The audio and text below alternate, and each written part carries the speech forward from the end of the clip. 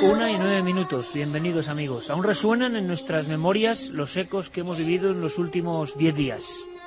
12 días, recorriendo la Anatolia, un paraje mítico en la historia, en el pasado y en los misterios, ¿por qué no decirlo?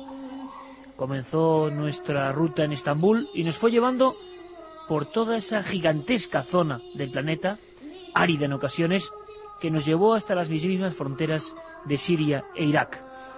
Os reconozco que hemos visto muchas cosas, muchas historias. Hoy solo podremos contar unas pocas, pero creo que la experiencia merece la pena. Unas cuantas viñetas, diapositivas, pinceladas. Por ejemplo, la sensación de opresión, de claustrofobia que uno siente en esas ciudades subterráneas. Derinkuyu. Se habló de rascacielos invertidos. ¿De quién se escondían los habitantes de Derinkuyu? ¿Cómo pudieron hacer esas obras de ingeniería increíbles? Puertas correderas, sistemas hidráulicos, como decía yo en ese primer corte, teléfonos casi primitivos. Pero la verdad es que hemos visto muchas cosas menos conocidas. Iglesias rupestres con figuras sorprendentes. Por ejemplo, la iglesia de la cabeza negra. Nuestra idea esta noche es que conozcáis un poco más estos desiertos, estas ciudades de la Edad de Piedra y estos lugares donde hemos visto una intensa y profunda soledad. Y siempre el eco, la voz extraña del misterio. Los niños, los poblados donde la tecnología todavía sigue siendo un sueño y la sensación de que tocábamos por fin con las manos lugares de los que algunos viejos maestros nos habían hablado. Quizá lo que más puede interesar a nuestro público esta noche, qué duda cabe, es lo que se esconde bajo tierra en la Capadocia. Cuando uno ve ruedas de piedra gigantescas, colocadas ahí hace siglos y siglos, hay quien afirma que más de un milenio, para cerrarse casi herméticamente, para ocultarse 10.000 personas bajo tierra, uno se pregunta qué demonios estaba pasando en aquella región. Y esa región es la que queremos conocer esta noche con todos vosotros, pero hay mucho más. Hay tanto que no me puedo extender. En la segunda hora, una investigación en vivo. Está ocurriendo en Canarias y nuestros amigos están investigando. Hay algunas grabaciones que tenéis que escuchar. Y una entrevista que creo que va a ser sorprendente sobre uno de los personajes más misteriosos, extraños, sorprendentes, maravillosos que ha habido en este país. Creo que, por desgracia, no tan conocido como se merece. Josemi Rocafort, Fassman. Os vais a sorprender. Comienza nuestro viaje.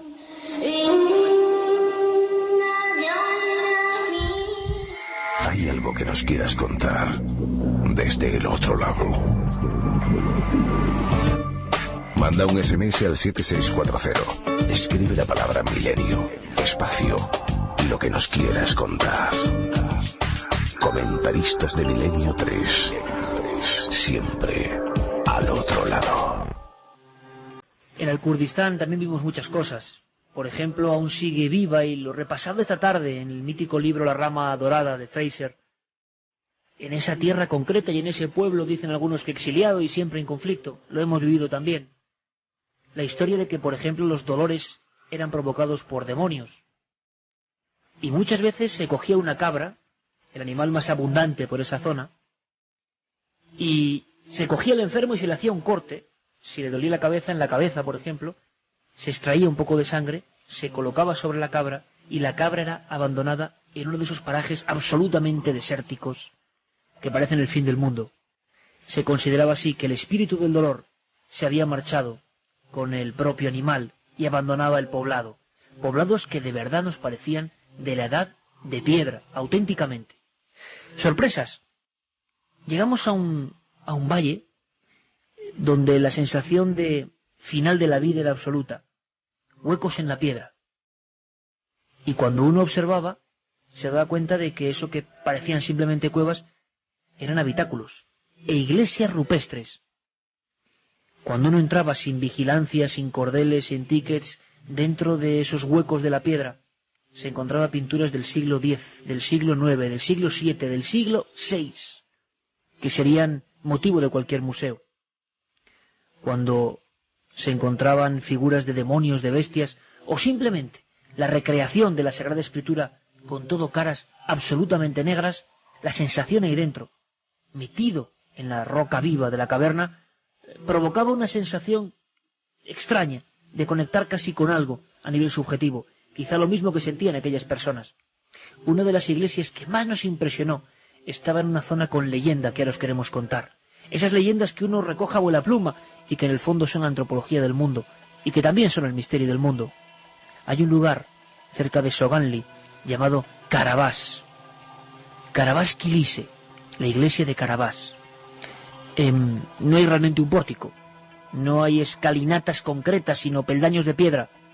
Pero lo que dentro nos aguarda es escalofriante, sorprendente. ¿Queréis saber por qué? ¿Queréis escuchar los sonidos de ese por qué? Yo y el equipo lo vivimos así, véanlo. Bueno, estos son los peldaños que ascienden a la iglesia de Carabás, el pueblo de la lepra. Entramos ahora mismo en una iglesia troglodítica auténtica y Carmen y Juanje, que están examinando las pinturas muy de cerca, vamos a aprovechar para ver qué están sintiendo y qué están viendo. Chicos, ¿qué tal? Hombre, la verdad que hay lugares que por encima de lo religioso transmiten un sentimiento humano, y la verdad que en el viaje que llevamos hasta ahora por Capadocia es el que más me ha impresionado. Carabás, la iglesia negra, la iglesia de la oscuridad, impresiona porque realmente todos los rostros de los iconos, de las figuras que aparecen de los apóstoles y hasta del mismo Cristo están teñidos de negro, o esa figura con peluca roja enfrente del Dios Salvador que tenemos en el altar, que realmente pues provoca una sensación de desasosiego como la que tuvo que vivir la gente que estaba aquí hace 1000 años. Estamos aquí sentados junto al altar precisamente, hablábamos de unas pinturas que llaman la atención, algunas de una iconografía que pocas veces hayamos visto. Son poco comunes, sobre todo, además siendo tan antiguas, porque vemos que aquí hay pinturas desde el siglo VI, algunas luego se han visto también en el románico, por ejemplo, de nuestro país, en el románico español, como esos ojos que llevan los ángeles en el románico aragonés, por ejemplo, pero sí hay algunas figuras como la de el niño que está justo debajo de Cristo crucificado. De la lanzada del costado sale un gran chorro de sangre y ese chorro de sangre impacta directamente en la boca del pequeño. Y también, como decía Juanje, justo en el altar, en la cúpula, hay varias imágenes extrañas. Hay 2 Cristos y justo enfrente de ellos pues hay una especie de niño como de forma cadavérica, la cara con los ojos muy marcados, sin pupilas, el pelo muy rojizo, que se enfrenta directamente con lo que es la escena de la divinidad. Pues voy a ir a observarla en unos instantes. Iglesia de Carabás, siglo VI, iglesia, repito, troglodítica, cavada en la roca viva, y desde luego ver estos frescos directamente, sin vigilancia alguna, sin control alguno, pues sorprende. Y es verdad, aquí delante tenemos una especie de individuo con capa, una cara cadavérica, unos ojos sin pupila y una especie de gorro, sombrero, pelo rojizo. Es curioso porque la expresión es de auténtico terror, de terror sagrado, y mira directamente a Cristo. ¿Será efectivamente una de las poquísimas pinturas del anticristo? Pues ahí está, lejos de todo y de casi todos, el extraño personaje, y tantos otros. ¿Cómo suenan las voces ahí dentro, verdad? Andábamos con esa transfiguración del investigador que se encuentra con cosas que le gustan y que son extrañas. Vaya pinturas, Carmen, buenas noches. Buenas madrugadas, Iker. La verdad que sí. La iglesia de la cabeza negra. Impresionantes las que pudimos contemplar, además solitarias, sin vigilancia de nadie, en un entorno completamente natural, con miles de viviendas horadadas en la roca, y de repente en una de esas te encuentras con una auténtica obra de arte de hace muchísimos siglos. Ponían en la entrada, en un pequeñito cartel que apenas refería nada sobre las pinturas que podían pertenecer al siglo VI. Y cuando te introduces en ellas, cambia el espectáculo totalmente.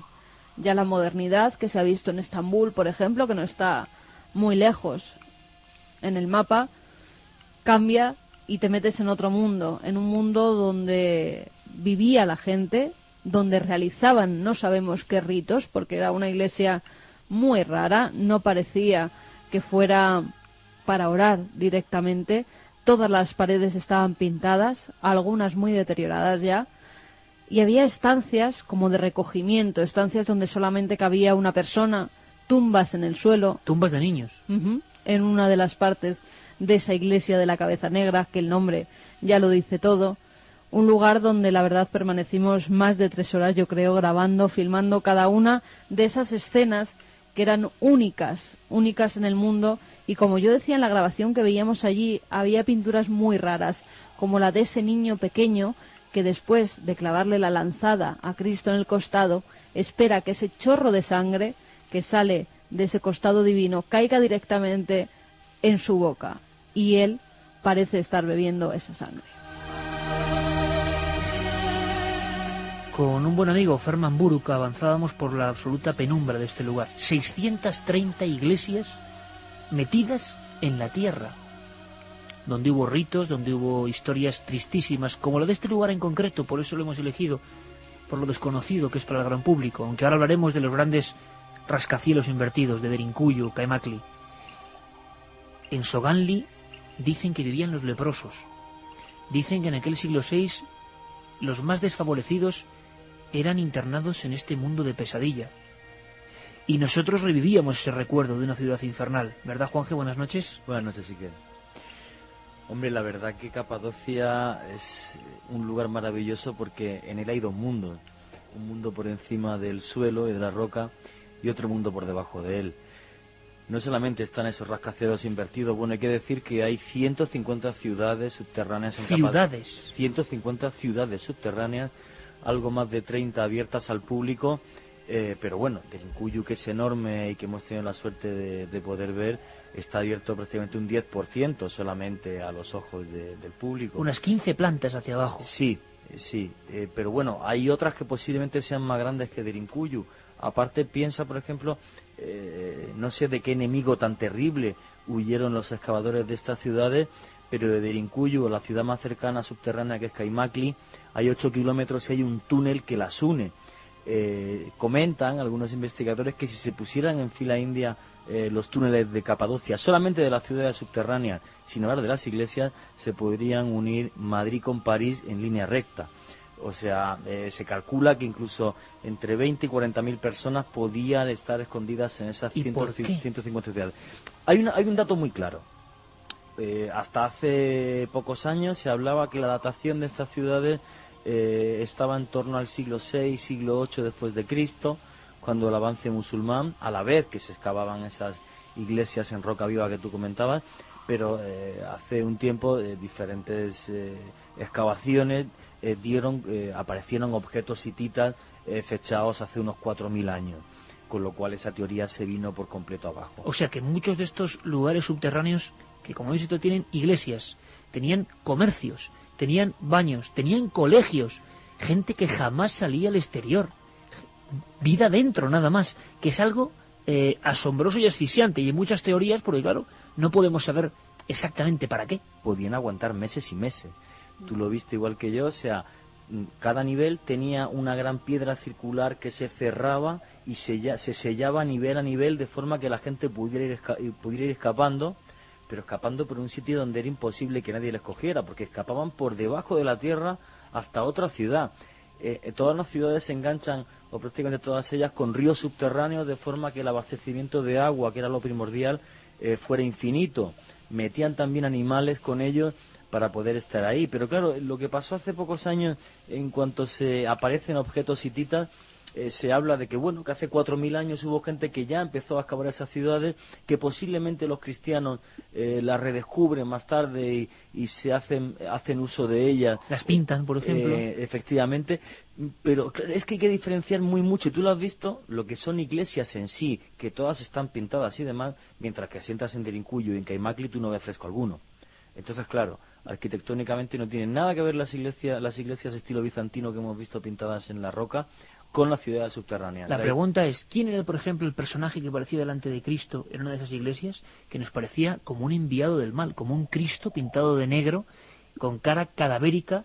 ¿Y quiénes eran esos leprosos que, por ejemplo, estaban en Soganli, cuya vida tenía que ser como una cárcel de piedra?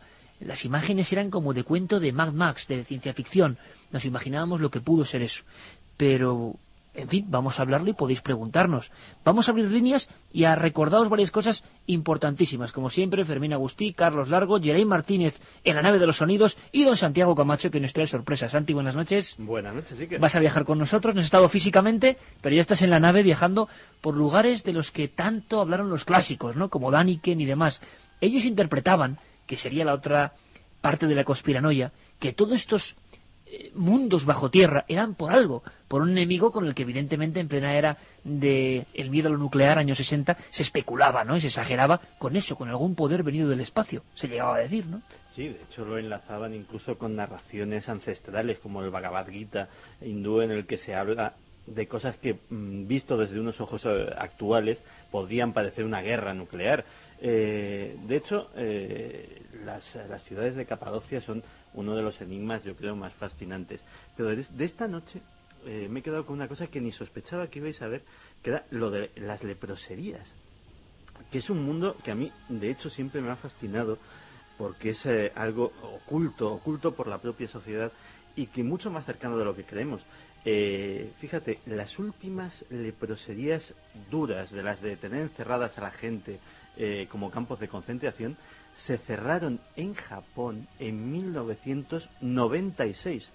La Ley de Prevención de la Lepra de Japón, de 1953 a 1996, es una cosa que es uno de los holocaustos ocultos más increíbles. Niños de 7 años encerrados de por vida en esos centros, condenados entre otras cosas a ser esterilizados, todos los que entraban nada más allí, pues ver cómo ese estigma se ha ido reproduciendo en el tiempo y ver cómo habéis estado en uno de esos centros de muerte y olvido, pues realmente es de esas cosas que me va a fascinar escuchar esta noche de vuestros labios.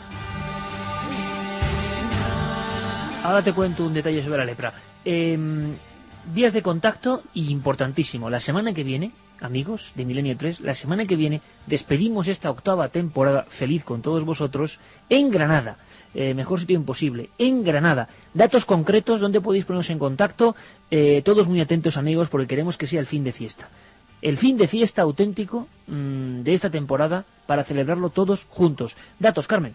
Próximo día, 27 de junio, estamos en Granada. El programa lo realizaremos en el pabellón 2 de la Feria de Muestras de Armilla. Pabellón 2 de la Feria de Muestras de Armilla. Que es prácticamente ahí está, al lado, vamos. Granada capital, vamos. Sí, para ser exacto, se lo separa la ribera de un río. O sea, está de Granada, está el término municipal de Armilla, pero a escasos 3 kilómetros del centro de Granada. Repíteme, un sitio Carmen, muy grande, Iker. Y una vía de contacto mail, ¿no? Pabellón 2 de la Feria de Muestras de Armilla. Estaremos allí. Han elegido este sitio porque cabe muchísima gente, más de 4.000 personas, con lo cual no van a tener problema para recoger las entradas en Radio Granada. Que radiogranada.es. a Radio Granada, la página es esa, radiogranada.es, que se pongan en contacto con ellos. Ahí van a ver que hay teléfonos, que hay mails, que se dirijan a ellos de todas las formas posibles y que vayan a por esas entradas. Próximo viernes, fin de fiesta, amigos. Si próximo queremos estar, sábado. Iker. Próximo sábado, estoy yo ya. Próximo sábado, fin de fiesta, queremos estar todos juntos. 27. Día 27. Seguiremos informando en estas 3 horas y abrimos vías para esta noche. Vamos a abrir vías de contacto, como siempre el 7640, palabra clave Milenio, espacio, vuestros mensajes, milenio3 con número, @cadenaser.com, si decidís escribirnos un mail, porque tal vez alguno de vosotros haya visitado ya estos lugares de la Capadocia de los que estamos hablando, y también a través de la página web de la Cadena Ser, cadenaser.com, donde podéis dejar vuestros mensajes y además leerlos en tiempo real. Luego, repito, investigación en vivo, un personaje fascinante y un hecho luctuoso, un hecho terrible que ha pasado muy cerca de la radio ayer mismo y que encierra un misterio y que es terrible, repito. Así que el programa viene duro, viene fascinante. Hablaba Santi de la lepra y hemos estado en muchos lugares. Algunos, cuando nos bajábamos, y yo fiel a mi costumbre, porque creo que en la radio los sonidos grabados in situ tienen su fuerza, me quedaba alucinado con el aspecto que daba todo eso.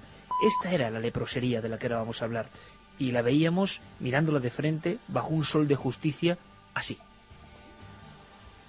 En las inmediaciones de Soangli da la impresión de que la humanidad se ha extinguido y que solo quedan restos de ciudades que aparecen en esas novelas del futuro.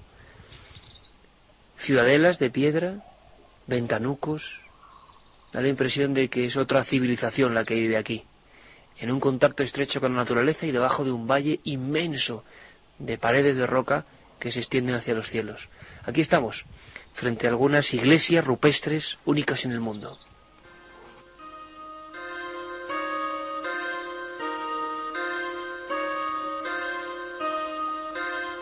Nos contaban que precisamente en Soganli se habían concentrado todos los leprosos y la lepra todavía continúa. Yendo a otros lugares, mucho más al sur, yendo al Kurdistán, éramos los únicos turistas y pudimos ver a gente que todavía tenía las secuelas, por desgracia, ¿no?, de esta enfermedad, que ahora es una enfermedad, pero que en tiempos no tan lejanos, como decía Santi, era un auténtico estigma. Y allí Juanje nos contaba nuestro amigo Ferman Buruk que se concentraba la gente a morir, y esa gente iba a la iglesia de Karabás, quizá pintaba, doradaba la piedra y se postraba ante figuras extrañísimas, incomprensibles, con una iconografía que nunca habíamos visto en otros lugares, y por ejemplo uno iba pisando tumbas de niños pequeñísimas, todavía ahí, sin vigilancia de nadie. Es que hemos tenido la suerte de ver, y además tenemos que agradecer aquí al Ministerio de Turismo de Turquía y a Pasión Turca, que son los que nos han guiado en este viaje, el hecho de poder ver la Capadocia desconocida. Yo tuve la suerte de estar en Capadocia hace un año, pero no fui tan afortunado de, como en este viaje, ver esas partes de Capadocia totalmente desconocidas, como es el valle de Soganli, un valle en el que se abandonaba a los leprosos, en el que se les dejaba pues un poco de pan duro y de comida, digamos, en la parte más cercana a las poblaciones del valle. Y claro, en aquellas iglesias, en aquellas cuevas, vivían y morían como buenamente podían. Lo que no podíamos imaginarnos nosotros en ningún caso es que, pues eso, fuera de ese circuito turístico, podríamos pisar unas iglesias con un contenido tan críptico como el sufrimiento que la gente que las pisó, ¿no? Condenados en vida a la más terrible de las muertes, el olvido, aparte de la lepra. Entonces, claro, con esa iglesia de Karabakh, como tú dices, abandonada de las rutas de turismo, abierta a cualquier visitante sin ningún problema, como estuvimos nosotros, pues había unos frescos que a mí me siguen inquietando, como bien decía Carmen, y aunque sea repetirlo, pero ese niño vampiro chupando la sangre de Cristo, cayendo a chorro. ¿Alguien nos puede decir, nos puede ayudar, si alguien sabe de iconografía cristiana, sí, qué pinta es un niño sorbiendo sangre de Cristo? Hay más pinturas así, sí, lo que pasa, ¿no?, que son muy extrañas, pocas, ¿eh? Y sobre todo en el altar, en la parte de arriba de la cúpula, enfrente del Dios creador, esta figura desconcertante, con el pelo rojo, con ojos mortecinos. Yo pienso que estaba enfrente de Cristo. Desde mi punto de vista, debe ser el anticristo. ¿Quién más cerca puede tener el infierno que un leproso abandonado a su suerte a punto de morir? El anticristo no ha sido dibujado muchas veces. Hay una leyenda, incluso de un vagabundo que se cuenta, y que el vagabundo se llama Karabás, por cierto, un vagabundo que regresa como enviado del anticristo, en fin, una historia rarísima, y nos sorprendió mucho ver esa figura como con un turbante, con el pelo rojo, los ojos sin pupila, la cabeza como de una calavera, pero que se parecía realmente a Cristo y que miraba de frente a la figura, ¿no? ¿Es la pintura del anticristo, tú crees, la que está ahí y a la que podía estar casi dedicada, porque era la zona fundamental de esa cúpula? Son trasvases de dioses malignos. Pensemos una cosa, allí se extiende una zona que llega luego hasta el Kurdistán, donde hasta hace nada, y dicen que continúa, se hace el rito yazidi y la cultura yazidi. Dicen que son 800.000 los turcos, iraquíes o sirios que siguen practicando el yazidismo. Y dicen que su dios es Melek Taus, una especie de pavo real demonio. Hemos visto iglesias, ¿verdad, Juanje? Sí, señor. Donde de repente, que era impresionante, tenéis que imaginaos, meterse en una cueva, oscuridad absoluta, un halo de luz, quizá perfectamente programada por esta gente, y tú ves en el templo un tremendo pavo real con manos, rojo, pintado rojo, que está avanzando. Y muchos amigos de allí de Turquía nos decían, no sabemos qué es, quizás sí lo sabían, pero contaban la leyenda de un pavo real diabólico, de un gallo diabólico, que se había aparecido para intentar embaucar a los ermitaños, que allí también se iban a morir. Con lo cual encontramos lugares con tumbas de niños, recintos para morir, de los eremitorios hemos hablado hace poco, pero con estas pinturas y con esta cultura del yazidismo, que por cierto hace no mucho tiempo, hace menos de un año, hubo 32 yazidis muertos, tiroteados, en un autobús, por revueltas entre ellos, a favor y en contra. Es una cultura que muchos califican de satánica. Los musulmanes y los cristianos de esa zona consideran que estos yazidis del Kurdistán son satánicos. Su dios, el pavo real, Melek Taus. Y ahí aparece en muchos de estos lugares, y uno se sobrecoge. Ahora bien, Carmen, como decíamos, esa figura, por la expresión que tenía, podía ser el anticristo. Sería una de las poquísimas iglesias donde aparece.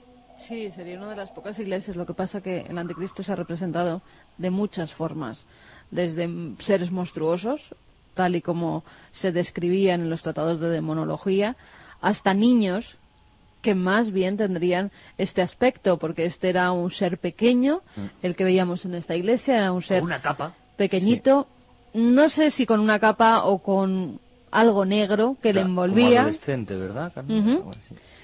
Y con ese pelo rojizo, sobre todo, que es lo que a mí me sorprendía. Porque en algunos relatos, sobre todo en tratados, yo he podido leer algunos que compré hace algunos años, del siglo XVIII, por ejemplo, en el que vienen esas descripciones, y algunos dicen que es un niño, el anticristo, de pocos años, con el pelo rojo, con los ojos sin pupila. Lo describen perfectamente esa imagen, con lo cual, además, por la forma en la que está en lo que es la cúpula de la iglesia, está justo enfrente de lo que es la divinidad, con lo cual es el contrapunto, ¿no? Siempre lo representan además así, o arriba o abajo, o enfrente uno de otro.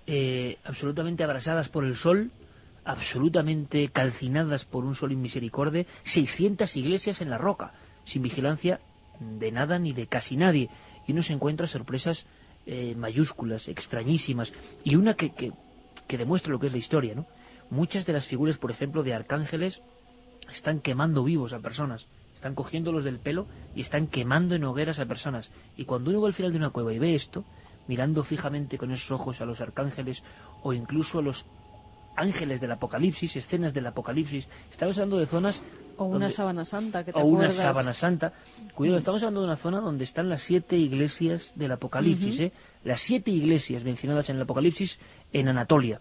Es un ambiente rarísimo, denso, profundo, de una cuestión sagrada, pero no han pasado muchas culturas. Y, por ejemplo, muchos de estos demonios o dioses incluso están perfectamente clic, clic, clic, clic, clic, con un clavo los han quitado la cara, los han borrado. ¿Qué eran? Las huestes musulmanas iconoclastas, que odiaban, digamos, lo que era el culto al icono o a la imagen, y uno se queda también sobrecogido. Hay iglesias con decenas de cabezas, cientos de figuras pacientemente martilladas. Algunas, por ejemplo, fíjate de curioso, Santi, les han borrado solo los ojos, pero la expresión fantasmagórica de esa figura en capa, con alas, que te mira, que puede ser un demonio o un dios, que está peleando contra Satanás, por ejemplo, o la iglesia de la bestia que existe allí, y le han borrado, le han martillado el ojo, y entonces se queda la capa anterior de la pared. Claro, tú ves un fantasma todavía mucho más terrible, ¿no? La capa anterior que ya tenía dibujos, ¿eh? Y muchos de esos dibujos eran ojos simplemente, ojos flotando en la pared. Era un mundo de pesadillas, sinceramente. Hombre, hay que pensar también que el patrimonio arqueológico de lo que es Anatolia es uno de los más importantes del mundo. Ahí está una que dicen que es de las primeras ciudades de la humanidad, que es Çatalhöyük, hasta... Çatalhöyük. Efectivamente, hasta ruinas... 9000 antes de Cristo, cuidado, Sí, 9000 sí. antes de Cristo, Sí, Çatalhöyük. sí. Hasta ruinas helenas de la categoría de Kaunos o de Tlos, como las conté hace unas semanas, que tuve la suerte de poder verlas. O sea, el patrimonio arqueológico de Anatolia está empezando ahora a ser excavado. Ahora. Y las sorpresas son constantes. Por ejemplo, No en los para, años no 60, para. la historia de Pozo Profundo, que luego me la cuentas, Sí. uno de los grandes clásicos, ¿no? Y yo no quiero decir cansar a la gente, simplemente quería, como acabamos de llegar, dar un par de pinceladas porque es nuestra obligación. Y ahora vamos con muchos más temas. Sorpresa grande, bueno, cuando uno va bajando, y dice, ¿pero esto para qué estaba hecho? Derinkuyu. Vamos a hablar un poco de Derinkuyu y Kamakli. Dos auténticas torres gemelas, que se entienda la similitud, bajo tierra. 10.000 personas. ¿Qué hacían ahí? Con altares, con inscripciones, con colegios, como decíamos, con la gente huyendo. Y yo decía, ¿y las enfermedades? ¿Qué pasaba ahí dentro? Un mundo de perpetua oscuridad y de piedra. Encontramos, luego lo contamos, al último habitante de este lugar. Pero ¿cómo sonaba Derinkuyu? la gran ciudad subterránea en mitad de la Anatolia, así. Aquí tenemos una de esas piedras impresionantes. La vamos a tocar. Una piedra que servía para cerrar este conducto. Aquí donde estamos, justo ahora, una especie de hendidura. Esta piedra con algún tipo de sistema que nos sorprende, hacía que estos trogloditas del siglo VI pudieran cerrar diversas partes de la ciudad. Suponemos, por tanto, que algunas serían habitadas, otras quedarían de despensa. Es impresionante cómo el eco y un frío casi glaciar cuando estamos en una temperatura altísima en el exterior nos sorprende aquí cada vez más abajo. Seguimos descendiendo, nivel tras nivel, hacia esta ciudad absolutamente fascinante, cavada por hombres hace muchos siglos, Derinkuyu.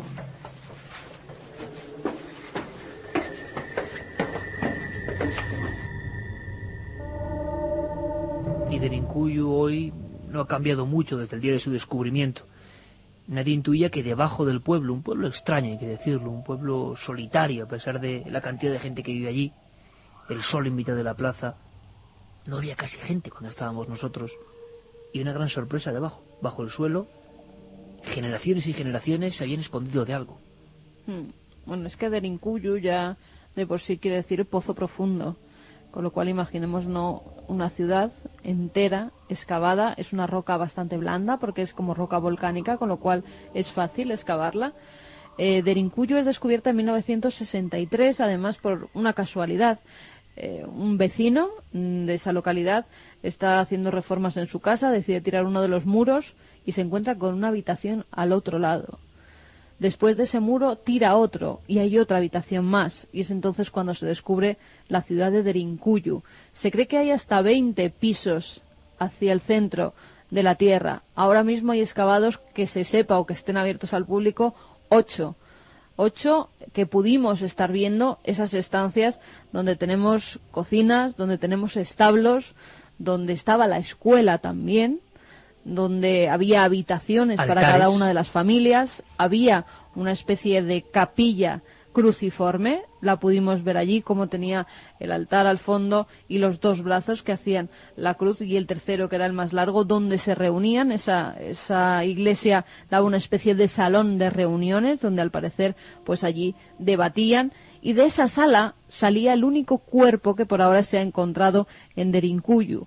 Si te metías hacia la derecha en una sala que iba todavía más hacia abajo, muchos metros más hacia abajo, si recuerdas, Juanje, estuvimos bajando, al final del todo había una tumba de donde se rescató un esqueleto que se llevaron a hacer los análisis pertinentes y del que no se ha vuelto a saber nada. Absolutamente nada. Ferman Buruk, en lo profundo de Derinkuyu, nos daba más datos.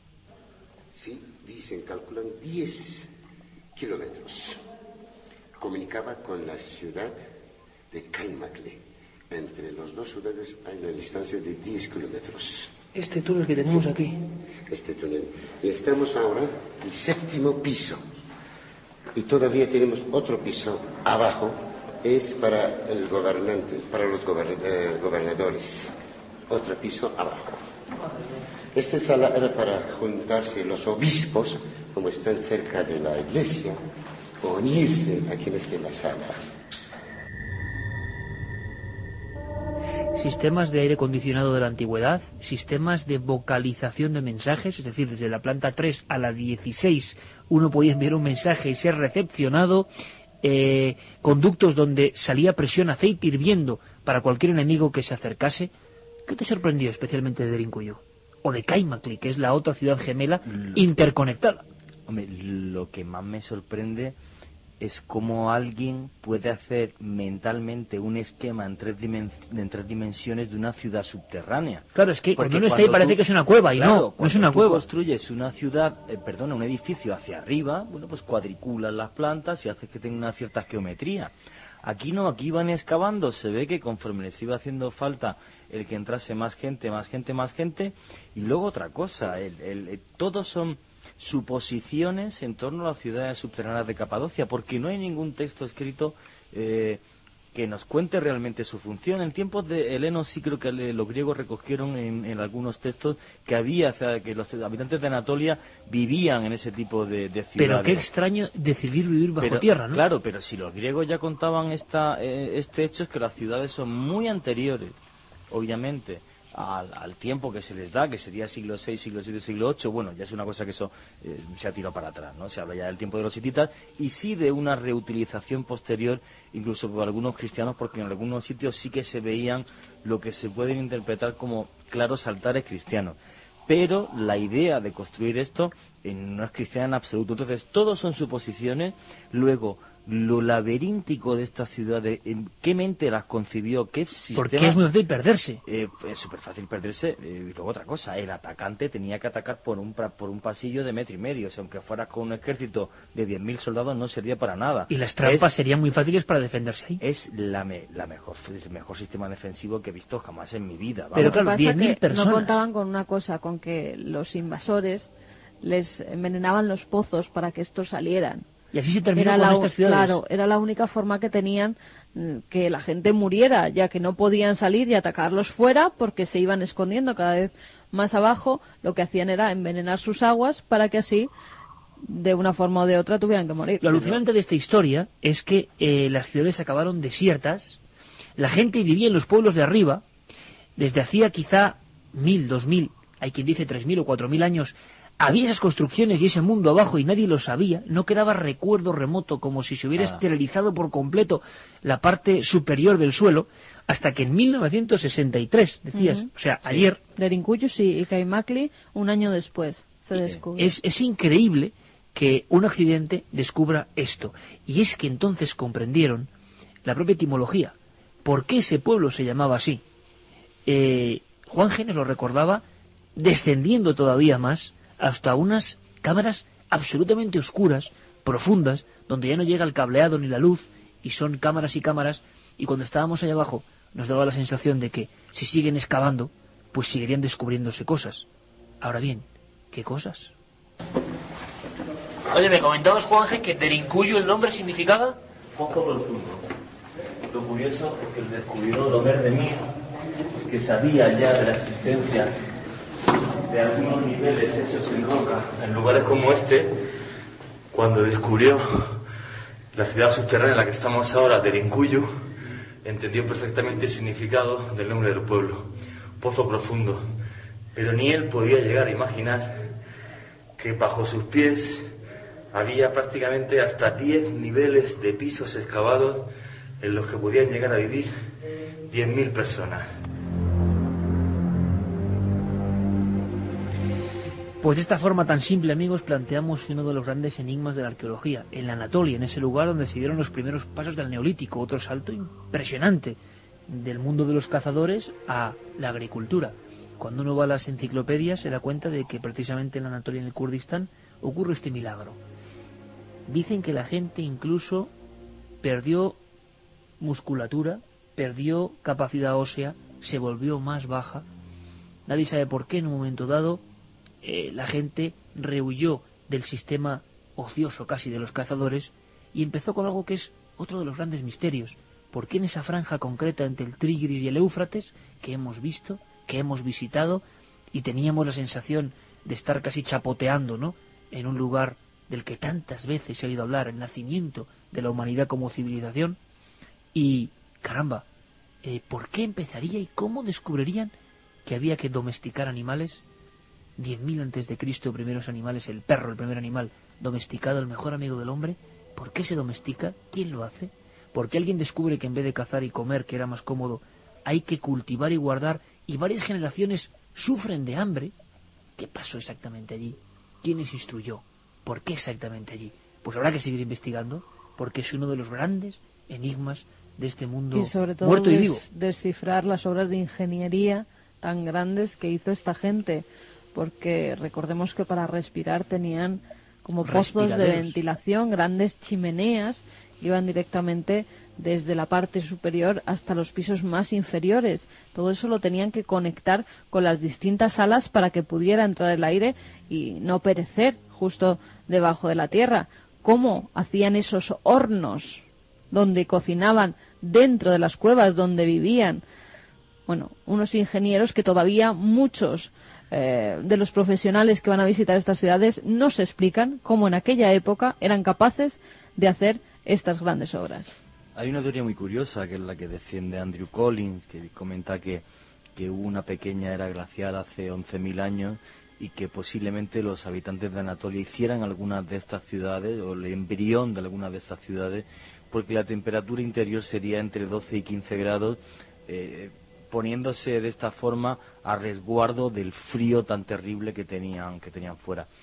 Es una posibilidad más. Lo que sí es cierto es que todavía quedan 1000 incógnitas sobre realmente los orígenes de estas ciudades, vuelvo a decir, muchas veces reutilizadas, incluso por los cristianos, pero los primeros construidores de ellas, los primeros arquitectos, yo pienso que huyeron de un terrible enemigo que la historia jamás pudo describir.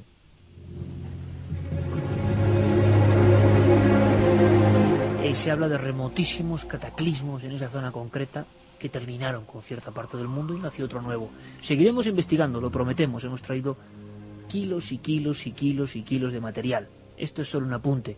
Queríamos viajar con todos vosotros, sentir esas ciudades de 20 pisos bajo tierra. ¿Cómo sería la vida ahí? Desde luego opresiva y asfixiante. Y con un temor, ¿a qué? Nunca lo sabremos.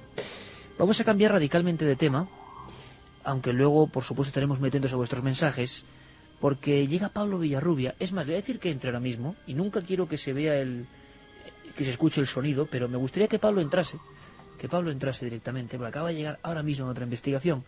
Esto es, bueno, pues el directo, es así. Y llega de Canarias, ¿sabéis? Nuestro compañero. Y trae cosas impresionantes. Pablo, compañero, acércate por aquí. Buenas noches, amigo. Muy buenas noches, sí que. Bueno, recién llegado prácticamente de la investigación y recibía bueno, yo digo, me dicen, qué antiguo eres, que dices teletipo, ¿no? Pero yo lo digo en plan romántico. Recibía teletipo de última hora diciéndome que nuestros amigos habían investigado en un lugar del que ya se hablaba hacía tiempo y que habían pasado cosas. ¿Sí o no, Pablo? ¿Han pasado cosas? Sí, y es cierto, ¿eh? Y eso, la famosa Casa Lercaro. La Laguna Lercaro en La Laguna, ¿no? En La Laguna, una ciudad magnífica, un patrimonio de la UNESCO, de la humanidad, que yo me sorprendí con la cantidad de edificios antiguos que allí existen, ¿eh? Y no solo en ese, en otros lugares también se da la misma historia, la misma tradición, ¿eh? Allí en La Laguna. Ha habido un documento sonoro que nos trae, y ahora conectaremos rápidamente con José Gregorio González, porque tiene su fuerza, quiero que lo escuchéis. Y en la segunda hora lo que ha encontrado nuestro equipo y lo que ha grabado nuestro equipo. María del Mar Redondo, ¿quién es, Pablo? Mira qué casualidad, Iker, cuando estaba grabando otro reportaje en Canarias el año pasado, en Tenerife, en el Museo de Arqueología, una chica se nos acercó, estaba grabando las momias, además, la vitrina de las momias, y que era de la seguridad esta chica, y se presenta, mira, trabajo aquí, pero a mí me ha pasado una cosa muy rara cuando yo trabajaba en la Casa Lercaro. Y en ese momento, te digo hace un año eso, Iker, esta chica me cuenta su experiencia, la grabo allí mismo para ya tener ese material preparado para un futuro programa, y viene la directora y dice, mira, ustedes no pueden emitir esa entrevista porque no hemos autorizado. Además ella lleva el uniforme de seguridad y tal. Entonces, persona de seguridad. De seguridad. Pero entonces, claro, tuvimos que dejar la entrevista, pero yo retomé el contacto este año, hace unos días, con María del Mar, y volvimos a repetir esa entrevista en su casa. Y la casualidad de estas increíbles, ¿no? Que te encuentras el testigo cuando menos te espera. Bueno, es que lo que pasa en este lugar que ahora vamos a visitar, sobre todo a lo largo de esta segunda hora, es tremendo. Y yo no me imaginaba la cantidad y calidad de los testigos y de los cargos que ostentan. Personas de seguridad diversos que han visto cosas, pero cosas como, por ejemplo, una figura de una niña como vestida de comunión. Que eso ya impresiona bastante. Por lo menos a mí me ha impresionado. Escuchemos el testimonio. Y hay una ventana que da también para el patio trasero. Y ella nos dijo que ella se miró al espejo y que rápidamente vio como por detrás una imagen de una chica con un traje blanco. Es que yo me quedé impactada porque digo, pero le vio que tenía un traje blanco, y ella dice, sí, como cuando tienes un traje de comunión que tiene un cuello, incluso me dijo un cuello blanco, digo, pero tanto vio que sí, como que pasó por detrás de ella y se quedó, pero fue un segundo, ¿sabes? Una imagen que le pasó por detrás. una chica vestida de blanco. Pues sería el arquetipo de esta historia, que luego se va complicando porque hay personas incluso con cargos importantes dentro del mundo de la política, en Canarias, de la seguridad, que aseguran que en el mismo lugar se ha visto esta misma figura y siempre la misma. Ahora, lo que no imaginábamos es algunas sorpresas añadidas a posteriori. Y de todo eso vamos a hablar con Pablo. Habíamos dejado simplemente algunos mensajes de nuestros amigos oyentes y en la segunda hora comenzamos con esta investigación. ¿Qué dicen? Pues mira, nos dicen, podría ser que la sangre que sale de Jesús y bebe el niño fuese la representación de la descendencia de Jesús. La sangre de Jesús pasa a un niño, a su hijo. La teoría del código da Vinci y lo que ha hecho, ¿eh, Santi? Como siempre, temas increíbles. Semana tras semana lográis sorprendernos. Sois los mejores. Ya tenemos las invitaciones para ver la nave en directo en Granada. Viernes que viene. Sábado que viene, porque es que yo con el viernes. Pues Jolín, no lo sé, la verdad, pasa. porque el viernes vamos nosotros hacia Granada. Claro. Pero le levante el puño ahí emocionado. Sábado día 27, que nadie se equivoque, por Granada. favor. Sábado día 27 estaremos allí. Por favor, ¿me podéis decir dónde está la Capadocia? Me ha parecido oír que es en el Kurdistán. Gracias por alegrarnos las noches y a veces hacérnoslo pasar mal. No, una cosa es el Kurdistán y otra cosa la Anatolia Central, que sería esta. Lo que pasa es que nosotros hemos viajado por toda la zona de Anatolia, Turquía. Bueno, y además dar las gracias a la gente que se portó con nosotros, ¿verdad? Todos se portaron fenomenal. Yo no he visto gente más amable, aún en aldeas donde no había absolutamente Pobreza nada. absoluta. Pues en aldeas donde no había nada y nos daban toda su comida y nos ofrecían, bueno, La gente lo pasamos muy bien. en Capadocia, en el Kurdistán turco, la gente maravillosa. 8 temporadas, se dice pronto, aunque no podré estar en Granada, estoy seguro de que sea un gran programa para poner punto final a esta temporada, nos dice John Ander. Buenas noches desde Benidorm, muy interesante el tema. Yo lo que puedo aportar y lo que he leído de las cuevas de Turquía es que la gente se refugiaba de un cambio climático, nos decía Carlos Ibáñez Serrano. Muy buenas madrugadas. Las iglesias ocultan muchas cosas que desconocemos y no me creo que todo sea tan formal como ellos lo pintan. Algo esconden. Tiene que ser impresionante ver esos lugares, nos dice Patricia desde Ibiza. Felicidades por la temporada que lleváis, es estupenda, pero qué horror entrar en esas cuevas. Yo sería incapaz por la claustrofobia. Menos mal que os tengo a vosotros para enseñármelas. Gracias, del Meza desde Estepona. Es verdad que la claustrofobia, si alguien la tenía... No puede entrar. Yo estuve en la iglesia de Carabás y solo de pensar lo que allí hubo se me ponía la piel de gallina. También nos decían buenas madrugadas, milenarios, somos Ramón y Merce de Barcelona.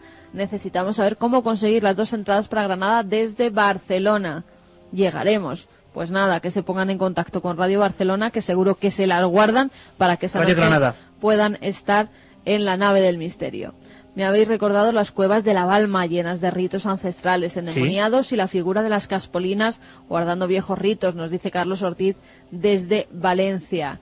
Con vuestra narración me recuerda a los pasadizos de Edimburgo. ¿Cómo lo pasarían de mal?, nos dice Elena desde Madrid. Me recuerda esta historia a la ciudad subterránea de Edimburgo, donde encerraban a los enfermos y despojados de la sociedad hasta hace poco.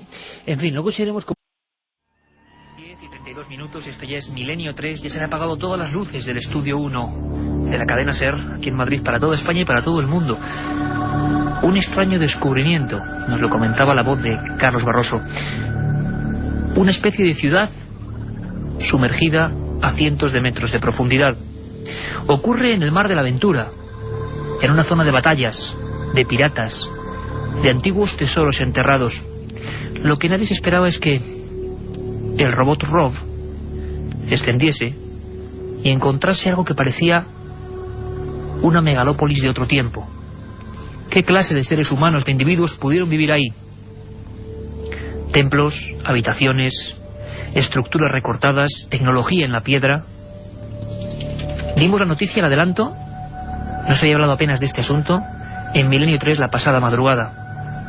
Y os prometo que esta noche, si nos seguís, vais a ser partícipes de un sinfín de descubrimientos. Milenio 3. Como siempre, el mejor equipo: Carmen Porter, Katia Rocha, Carlos Barroso, este que os habla Iker Jiménez, y los lugartenientes. A los mandos técnicos de esta nave, que esta vez no va al espacio, sino que entra en los abismos, don Antonio Bravo, Javier Rodríguez. La otra realidad. Milenio 3, en la cadena SER.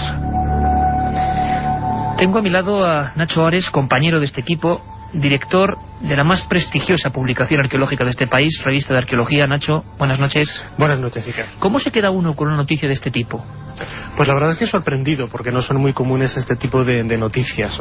Siempre que nos hablan de ciudades perdidas, quizás nos vamos un poco a las frondosas selvas del Amazonas en América, pero todo aquello relacionado con la arqueología submarina, con los misterios que están todavía imbuidos en el mundo de los océanos, quizás es algo de las cosas más enigmáticas desde el punto de vista histórico y llama muchísimo la atención. Además, como tendremos oportunidad a lo largo de estos minutos, no es el primer caso que aparecen ruinas sumergidas en algún lugar del planeta. Y Nacho trae los datos, los apuntes.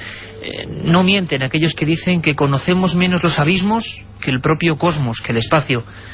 Hace poco hablábamos de criaturas submarinas con científicos, criaturas como el calamar gigante, extraños peces desaparecidos que de repente vuelven a aparecer. Da la impresión de que esa frontera de la presión, de la falta de oxígeno, es todavía la última gran frontera y que no conocemos absolutamente nada. Muy cerca de Guanacavives, un nombre casi impronunciable, en la conexión hacia la península de Yucatán desde Cuba, ese equipo, un equipo de científicos, el proyecto Exploramar, para que os hagáis una idea, no científicos cualquiera, esta gente con la que vamos a hablar hoy, en primicia, son los que descubrieron el buque Maine, el célebre barco que inició la guerra entre España y Estados Unidos por la colonia cubana. Esta empresa que ellos dirigen, la Advanced Digital Communication, pues es un grupo de científicos, de arqueólogos, de geólogos, que son de los pocos autorizados por Fidel Castro para explorar sus fondos submarinos. Lo que nadie se imaginaba era la sorpresa. Una ciudad. Muchos han empezado a pensar, a imaginar historias antiguas, leyendas. La Atlántida, pueblos sumergidos, quién sabe. Ahora tenemos una noticia de primera magnitud y contada como siempre por Milenio 3. Tengo en las manos un libro magnífico del que vamos a hablar. Va conectado totalmente con esta historia. El archivo del misterio, la historia perdida. Nacho Ares, nuestro compañero, amigo y gran profesional, hay que dejarlo así de claro. Enigmas que el tiempo y los hombres ocultaron. 30 historias como estas que Nacho ha recogido y que luego vamos a ver su similitud. Y en Cadena Ser Málaga tenemos a otro compañero, el compañero por el que hablamos de esto, el reportero, el corresponsal que descubrió esta historia, que nos la trajo de Cuba, que acaba prácticamente de llegar a España y que ya el pasado domingo nos adelantaba un par de pinceladas. Don Luis Mariano Fernández, compañero, buenas noches. Buenas noches, Iker, Carmen, Nacho y a todos los amigos oyentes de Milenio 3 desde los estudios centrales de la Cadena Ser en Málaga. Pues ahí estamos, Cadena Ser Málaga, Cadena Ser Madrid, todas las emisoras ahora mismo pendientes y que abran bien los oídos, porque ha habido auténtico misterio. Nacho, Luis, si os parece, antes que nada vamos a conectar con nuestro corresponsal en Cuba, ya para trazar un paralelismo que nos lleva de océano a océano, Mauricio Vicent, porque tiene todas las últimas noticias para que mucha gente que se incorpora ahora mismo sepa de qué estamos hablando, qué se ha descubierto, qué clase de ciudad sumergida que puede cambiar el rumbo de la historia se está descubriendo, o los robots o las cámaras de profundidad están analizando. Escuchamos desde Cuba a Mauricio Vicent. Una Atlántida en pleno Caribe, aunque parezca increíble, la idea no es descabellada, sobre todo después de que un grupo de investigadores haya descubierto unas estructuras de piedra simétricas sumergidas a 600 metros de profundidad muy cerca de las costas de Cuba. Según los investigadores, estas estructuras asemejan ser restos de calles, pirámides y edificios y pudieron ser construidos hace unos 6.000 años. El descubrimiento fue hecho en el año 2000 y ahora un equipo integrado por científicos de varios países planea investigar los fondos marinos con un robot submarino frente a la península de Guanacavives en el occidente de Cuba. Imágenes de dichos fondos tomadas hace un año confirmaron la presencia de bloques grandes de granito en formaciones circulares y perpendiculares. La mayoría, de entre 2 y 5 metros de longitud, estaban al descubierto y podían apreciarse sobre los bloques marcas que parecían dibujos. Este intrigante descubrimiento ha alentado la hipótesis de que Cuba pudo haber estado unida al continente americano mediante una franja de tierra hasta la península de Yucatán. Según los investigadores, es posible que nos encontremos ante una ciudad sumergida del periodo preclásico que pudiera haber estado poblada por una civilización avanzada similar a la de Teotihuacán, en México. La idea de una ciudad sumergida en el Caribe para algunos trae recuerdos de los relatos del filósofo griego Platón sobre la perdida Atlántida. la perdida Atlántida, ni más ni menos. A veces parece que las leyendas se convierten en realidad, que ha surgido en teletipos. El periódico Juventud Rebelde de Cuba fue el primero que dio la noticia. Sin embargo, National Geographic quería hacer una expedición. Parece que hay cierto secretismo en toda esta historia. No sabemos cómo en Europa no ha tenido mayor eco. De momento, podemos decir que a día de hoy hay 3 ideas importantes en el grupo de científicos. Luego escucharemos sus voces. Primero, que este descubrimiento sean estructuras naturales extraordinarias que no tienen relación con los seres humanos. Es decir, una formación realmente precisa de la naturaleza que ha generado eso, muy difícil. La segunda hipótesis serían estructuras megalíticas, gigantescas, naturales, pero modificadas por seres humanos, seres inteligentes, no sabemos quién. Y la tercera, que son construcciones creadas por seres de los que no sabemos absolutamente nada, quizá personas antiguas, hablaremos luego con Nacho mucho de eso, civilizaciones de las que no conocemos mucho, pero que alcanzaron un gran nivel tecnológico. Daría para muchos programas esto de tecnología en la antigüedad. Luis Mariano, cuando tú estás en Cuba, has estado apenas hace unos días, 10 días de investigaciones, nos traías la noticia fresca, con un trabajo encomiable. ¿Qué te encuentras? ¿Cómo están los científicos? Antes de pasar a lo que piensan y sus declaraciones, ¿cómo te los encuentras? ¿Encuentras a un equipo realmente impactado por el descubrimiento? ¿Qué pasa, Luis? Pues realmente sí, sobre todo cuando estuve hablando con Manuel Iturralde, el geólogo número 1, considerado geólogo número 1 de La Habana, en Cuba, y él pues me ponía en antecedentes de toda esta increíble historia. Es más, como ya adelantaba la semana pasada en el programa Milenio 3, yo tuve la suerte y providencialmente yo me traje las imágenes de esta cámara submarina, imágenes y grabaciones de vídeo que están siendo actualmente analizadas por el Centro de Arqueología Marina y Antropología de la Academia Cubana de Ciencias. ¿Qué se ve? ¿Qué se ven en esas imágenes? En las imágenes se ven perfectamente bloques que tienen unas dimensiones gigantescas, pues alcanzando por lo menos los 5 metros de altura y varias toneladas de peso. Eso es lo que se aprecia en las imágenes. Se ha constatado que las piedras fueron cortadas, talladas y pulidas para encajar unas con otras y formar estructuras mayores. Pero el escándalo, o la perplejidad, la extrañeza, fue cuando yo me encontraba inscripciones, imágenes, dibujos en esos monolitos, como Paulina Zelinsky, su descubridora, así le llamaba. Sobre las inscripciones, bueno, pues que son abundantes y que se encuentran prácticamente en todas partes del yacimiento, también han aparecido, como decía, símbolos y dibujos cuyo significado pues se desconoce. Lo curioso, Iker, Nacho y Carmen, es que estos símbolos son muy parecidos a los que nos podemos encontrar en los jeroglíficos egipcios. Es tremenda la historia. Caramba, Mariano. ¿Qué os parece, compañeros, si pasamos la voz a la oceanógrafa canadiense Paulina Zelinsky, una autoridad mundial, que es la que está dirigiendo este proyecto, que ha concedido poquísimas entrevistas, desde luego a España y a Europa no hemos conocido ninguna, y cuyas palabras, cuyos testimonios, cuyas primeras impresiones recogía junto al agua, en plena investigación, nuestro compañero Luis Mariano.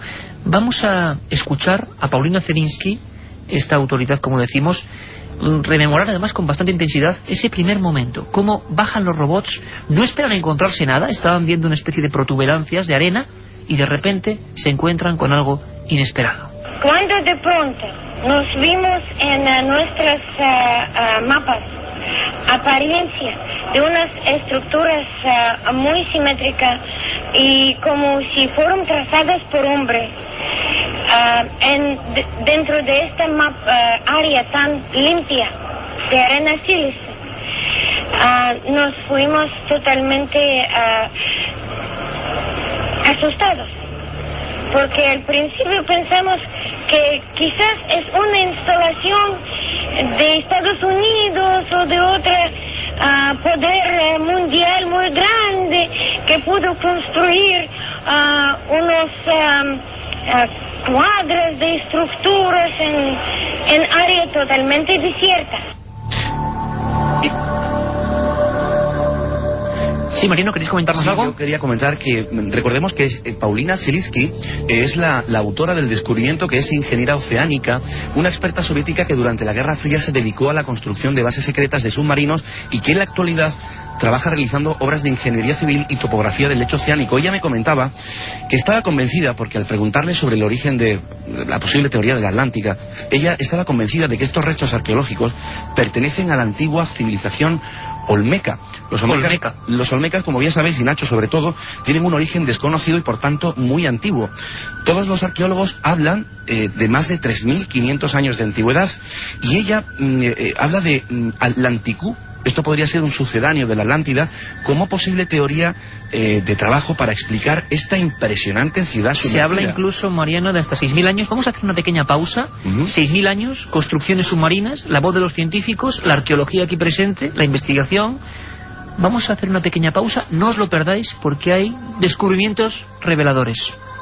Un viaje en busca del misterio. Milenio 3, en la SER.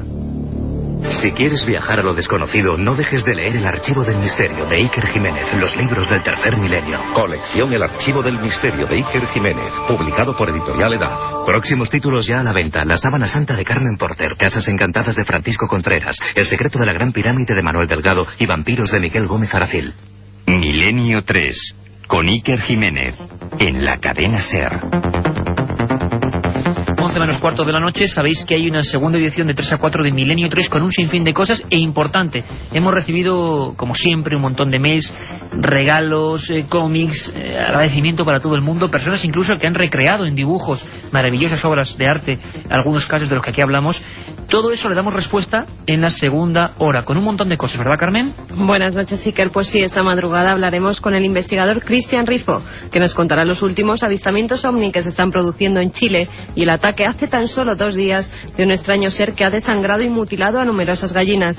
Y como bien decía Iker, daremos buena cuenta de las preguntas que nuestros oyentes nos remitan a milenio3@cadenaser.com y las secciones, los viajes de Carlos Barroso, las leyendas urbanas de Katia Rocha, nuestro informativo y muchas más cosas. Muchas más cosas, un montón de información, además en Chile, noticias de última hora, y allí, desde la región séptima, donde las personas están uniéndose en batidas, escopeta en ristre contra un misterioso ser, según cuenta la prensa chilena, ahí vamos a tener a Cristian Rifo, corresponsal de este programa en Chile. Ahora continuamos con el misterio. Nacho Ores, autor de La Historia Perdida, lo tengo aquí entre las manos, El Archivo del Misterio, editorial EDAF, un libro impresionante. Tú ya cuentas en este libro, dejas entrever algunas cosas. 2 preguntas primero, Nacho. 6.000 años, ¿es posible? Y la segunda, Luis Mariano nos hablaba de símbolos parecidos a los del antiguo Egipto, y tú hablas de egipcios en América, precisamente, o restos de ellos o indicios.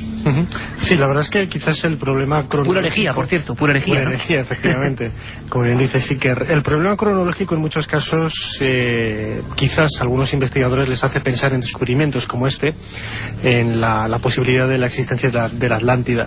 Hay que pensar que el único testimonio que nosotros contamos de la existencia de este mítico continente es a través de Platón, de los diálogos del Critias y del Timeo, en donde habla una serie de alusiones bastante mínimas de este continente, y nos da a entender, por lo menos desde mi punto de vista, que si bien es cierto, no podemos creer en la existencia de un continente mítico, de un continente súper avanzado, tal y como muchos han creído pensar, sí que algo debió de haber en los griegos del siglo V a.C., algo que les hacía recordar a una civilización, a una cultura, para ellos, hay que pensar que Platón, como digo, es del siglo V a.C., algo avanzado, algo muy avanzado para lo que sería la mentalidad de un griego de esta época. Y como él comentaba en alguno de los pasajes del Critias y Timeo, que esta civilización mítica se encontraba más allá de las columnas de Hércules, posiblemente lo que es hoy el estrecho de Gibraltar. Muchos han localizado la existencia de la Atlántida en algún lugar del océano Atlántico, ¿no? A finales de los años 60, cuando apareció las ruinas muy parecidas a las que hoy aparecen en Cuba, en Bimini, en las Bahamas, un poco más al norte, cerca de Florida, algunos apuntaron la posibilidad de que esto fueran restos de la Atlántida, ¿no?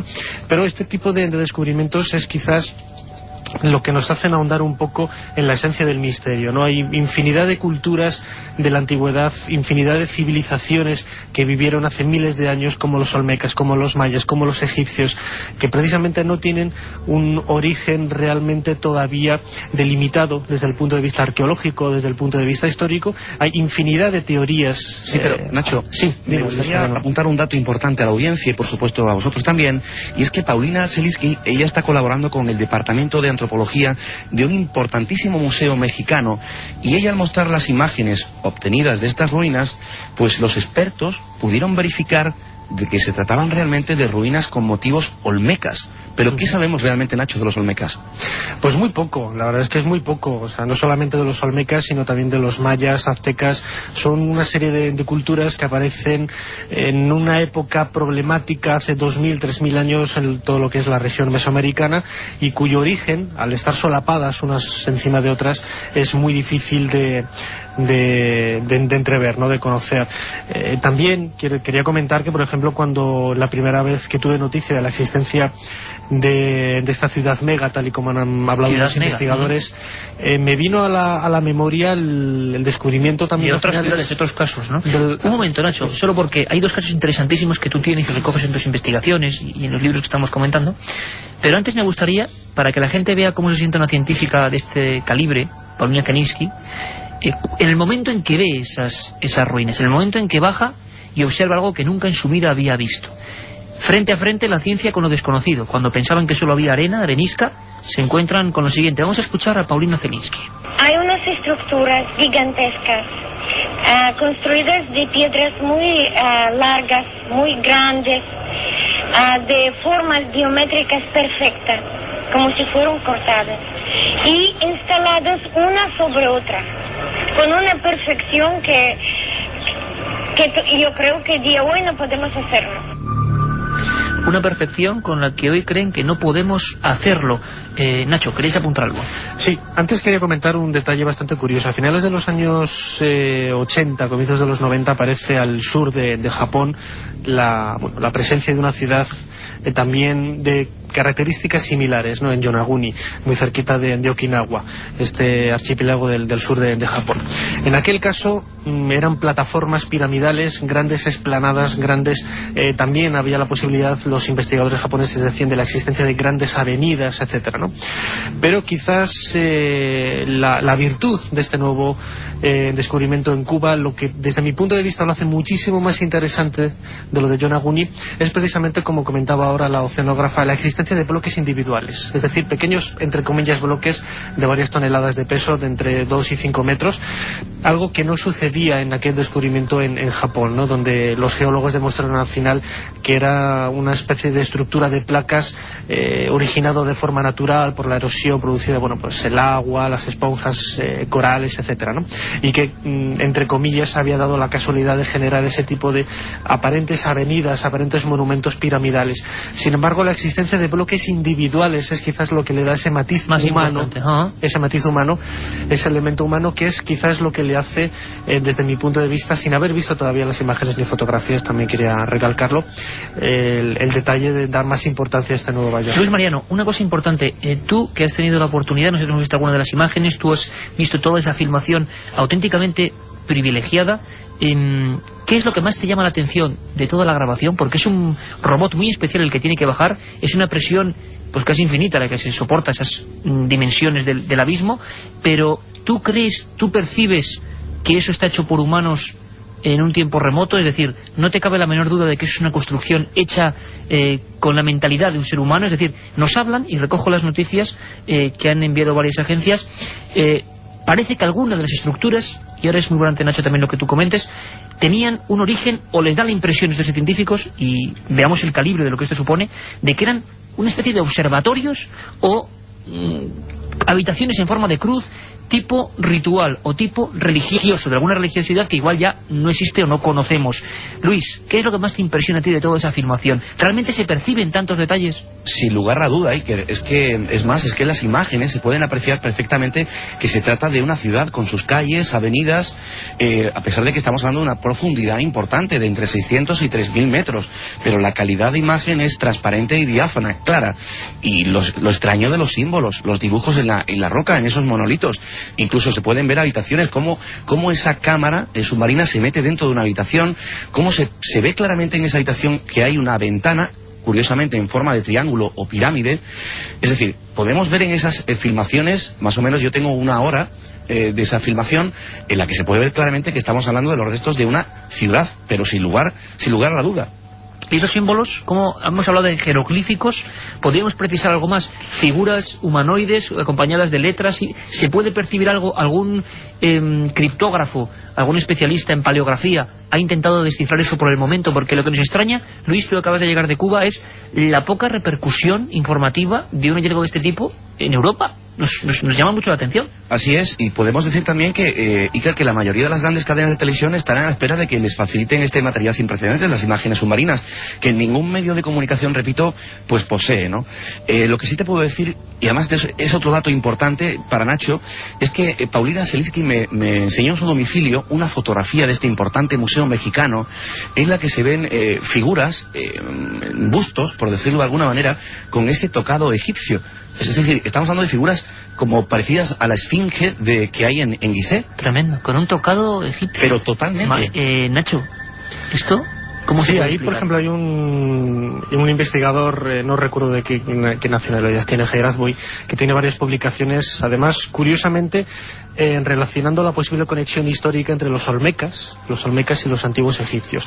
Yo en mi libro, en La historia perdida, una de las historias es precisamente la posibilidad de que los antiguos egipcios, no en época faraónica, sino en época tolemaica, más o menos en el siglo III, II antes de Cristo. O sea, después de lo que popularmente todo el mundo conoce como los grandes imperios egipcios, un poquito después, ¿no? Ajá. Ya lo que es prácticamente la época grecorromana, pues algunos aventureros de la navegación se lanzaran a buscar nuevos horizontes, nuevos límites, nuevas experiencias en conocimientos extraoceánicos, ¿no? O sea, viajes a América desde África antes de Colón, claro. Sí, pero no como la historia. Nosotros quizás la idea convencional sería cruzando el Mediterráneo y luego el Océano Atlántico, sino al revés, por el Océano Pacífico, aprovechando lo que son las corrientes marinas. Está demostrado científicamente que es posible llegar al Golfo Pérsico, etcétera, hasta lo que es la isla de Pascua, que precisamente el aspecto negroide de esos grandes moais, incluso es lo que le hizo pensar a Antonio Rivera, flamante investigador ufológico, desgraciadamente fallecido hace poquitos años, pensar, como digo, en la posibilidad de que estos moais tuvieran quizás reminiscencias egipcias. De esos viajes en la antigüedad. Hay una cosa muy importante, y es que Luis Mariano pudo hablar con Manolito Urralde, ese prestigioso geólogo. Pido, por favor, atención, porque Mariano sacaba ese corte casi el momento de las investigaciones, ¿verdad, Luis? Efectivamente. Y es un sonido un poco defectuoso quizás, pero es el momento de la investigación. Nos gustaría que escucharais muy brevemente cómo se encuentra este geólogo con aquel misterio. Es verdad que hay ahí una estructura en el fondo del mar, que a veces tienen dimensiones de varias cientos de metros, que son bien inusuales. O sea, nosotros no tenemos una explicación sencilla, directa de esta estructura. No tenemos una explicación sencilla y directa de estas estructuras, lo dice a nivel geológico, evidentemente. ¿Piensa, Mariano, que son producidas por los hombres, cinceladas, para que todo el mundo nos entienda, por el ser humano? Sin duda, sin duda. Él piensa que se debe a una estructura artificial, es decir, construida por humanos. Preguntados al principio rápidamente si ha habido un escepticismo científico, y es que es verdad, es que esta teoría y su inevitable paralelismo con la mítica ciudad de Atlántida, pues consideran poco creíbles por las mencionadas por el tema de la profundidad y la antigüedad. Esto es lo que dice el gremio un poco científico, ¿no? Es decir, que hay escepticismo. National Geographic parece que quiere hacer una expedición importante también para corroborar estos descubrimientos. El problema que hay allí es económico, es decir, ellos de momento no pueden acceder humanamente a esa profundidad para poder rescatar restos y poder analizarlos. Ellos han puesto conocimiento, este descubrimiento, a National Geographic y a Discovery Channel para que ellos sufraguen y patrocinen, promocionen este descubrimiento. Nacho Ares, quizá la clave está en esos símbolos. Tú nos hablas en La historia perdida de otros muchos casos. Hablaremos de la máquina antiquitera, hablaremos de tecnología aparente de antes de Cristo recuperada en antiguos pecios, en antiguos navíos. Por ejemplo, esta pieza que es un auténtico mecanismo que se conserva en el Museo Arqueológico de Atenas. La clave está en los símbolos, y quizá el mar nos sigue dando más oportunidades. Habría que quizá acercarse más con nuevos robots. Dicen que hay un robot que se llama Roman, que va a bajar allí de nuevo y que va a catalogar todo eso. Pero la clave estaría en esos símbolos para comprender toda esta historia. Hombre, yo creo que si definitivamente aparecen textos, aparecen jeroglíficos sobre algunas de las piedras. piedras, y ya sean jeroglíficos egipcios o jeroglíficos de cualquier tipo de escritura mesoamericana antigua, podría ser la clave definitiva que lo pudiera relacionar de una manera directa con una de estas civilizaciones de hace 2000, 3000 años, ¿no? Lo que está claro es que es lo que señalaba Manol Iturral, de que esto podría cambiar el conocimiento de la evolución del ser humano y, por supuesto, de la evolución de las Américas. Aquí el misterio, Luis Mariano, muchas gracias. Desde Cadena Ser Málaga, Nacho Ares, director de la revista de arqueología, autor de La Historia Perdida.